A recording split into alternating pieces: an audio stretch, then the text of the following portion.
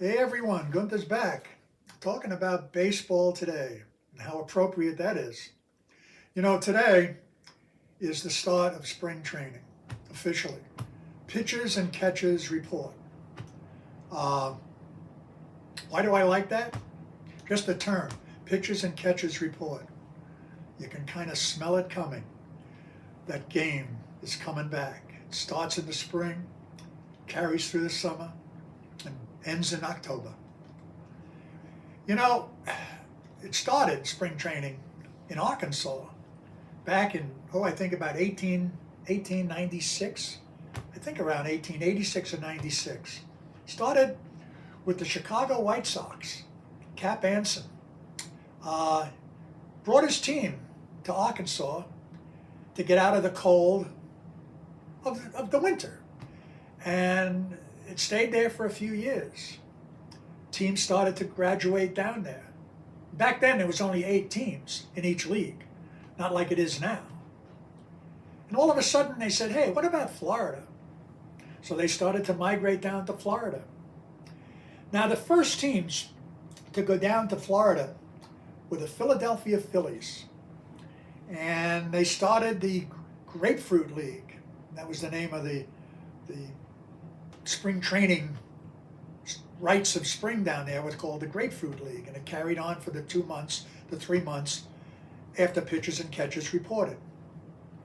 And it grew from the Grapefruit League over to the Cactus League over in the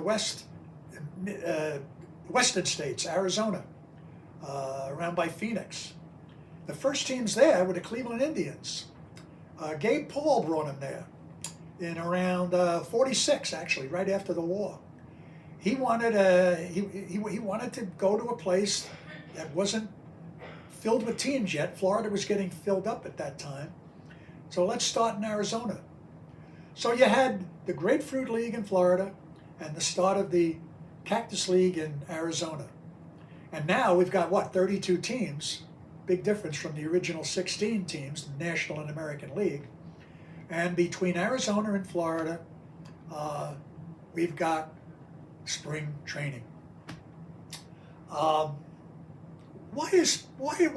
did they call it pitchers and catchers report? Why is that the start of it? Well, just to fill you in a little bit, because I find it really interesting. Regular position players, your shortstops, your center fielders, your first baseman, your position players, it's repetitive. They take ground balls, they take fly balls, they take batting practice, but it's all routine. It's the same swings, the same throwing motions, the same prep positions. It's over and over and over. So they need to tune up.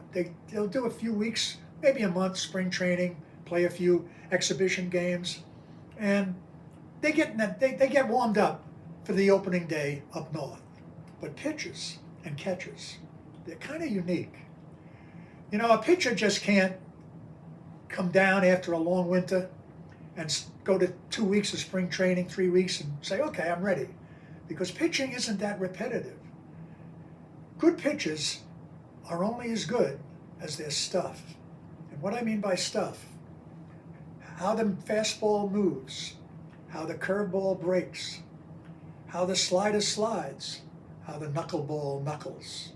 That takes a lot of work and a lot of practice. And every game can change the trajectory and the nuances of how that stuff works. And if it's working great, you're pitching no-hitters. If it's not working great, you're getting rocked and you're getting pulled for a relief pitcher. Your catcher, your battery mate, usually it's the same one you're dealing with game after game, knows you as well as your mother or your wife. And they know what you got to throw to a certain hitter. They're going to suggest it to you. And hopefully, if you got the stuff that day, which you've built up in spring training after pitchers and catchers report, it's going to work for you. And you're going to have that stuff. You're going to be on that day. And only a pitcher knows what that means. He's going to come to his manager and he's going to look at his manager and he's going to say, I got it today. Don't take me out. I'm working. Usually, you'll never do a good job unless you got a great hitter that's going to catch him. But it's fun to watch, and it's always fun to see who's going to win, the battle between the pitcher and the catcher. And that's what makes baseball so great. Anyway, that's what pitchers and catchers report early for, to get that fine tuning between them. They're a symbiotic duo, and they have to work together. It's the only way it can work. Anyway, what I'd like to do is mention a bourbon, because this is bourbon in baseball. And today, I thought we'd talk about Old Crow Bourbon. Now, Old Crow Bourbon is the bourbon of one of our great presidents, at least I think he was, Ulysses Simpson Grant. Ulysses Simpson Grant won the Civil War, great general. Abraham Lincoln said, I hear you're a drunk, and he used to like to drink a lot, Old Crow. And his subordinate generals agreed that he did drink a lot, but he won battles, and he won the Civil War. And Abraham Lincoln said, I'm not getting rid of him, I'm keeping him because he fights. And I don't care if he's a drunk, I want him to win this and get us through so we can start living again as one country. But this was his bourbon, Old Crow, and he drank a lot of it, or so they say. But every time I look at it, I think of a little bit of history. And to Ulysses Simpson Grant, good job. Anyway, that's it for today. Talk to you soon. And until then, if you like it, comment, subscribe, and hit the like button. Have a good day. Bye.